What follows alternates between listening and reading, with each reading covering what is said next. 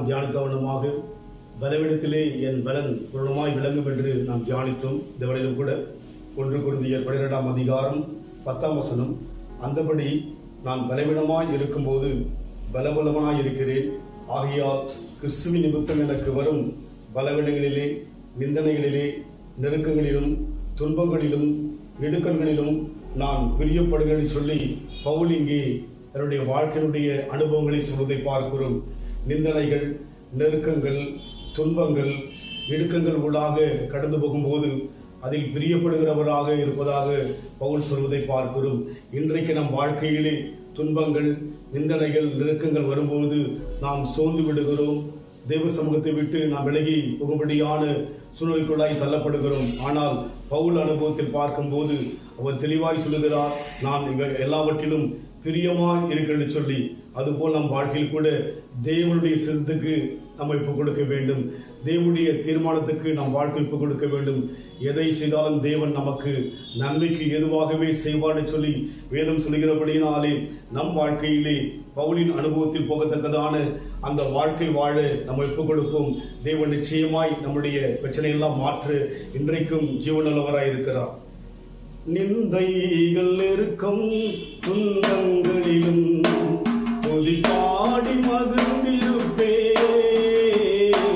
நிந்தைகள் நெருக்கம் துன்பங்களில் துதிபாடி மகிழ்ந்திருப்பே. உம் கிருபை ஒன்றே போதுமையா, உம் கிருபை ஒன்றே போதுமையா. நாளாவும் திருக்கரத்தில் இசை கருவினா நாளோர் பயன்படுத்தும் தரிசிக்கும் போல். நாளாவும் திருக்கரத்தில் இசை கருவினால் நாளோர் பயன்படுத்தும் தரிசிக்கும் போல்.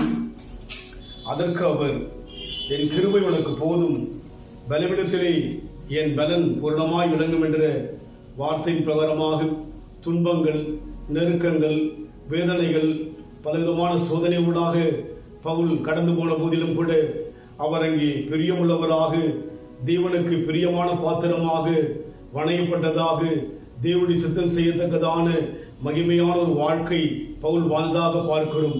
அதுபோல் ஆண்டவர் எங்கள் வாழ்க்கை கூட இந்த அனுபவத்தில் போகும்போது எங்களை அறியாத சோர்வுகள், மன குழப்பங்கள், தடுமாற்றங்கள், அவிசுவாசங்கள் வாழ்க்கையில் கடந்து வருகிறது ஐயா. இந்த நாளிலும் கூட எங்களுடைய எல்லா விதமான அவிசுவாசங்களை எங்கள் பாரத்தெல்லாம் மாற்றி கர்த்தாவே பவுலின் அனுபவத்தில் போல எங்கள் வாழ்க்கை இருக்கும்படியாக எங்களை ஒப்புக் கொடுக்கிற ஐயா, பொறுப்படுத்திக் கொள்ளுங்க. இயேசுவின் நாமத்தில் பிதாவே, ஆமென். கர்த்தர் ஆசீர்வதிப்பாராக. God bless you.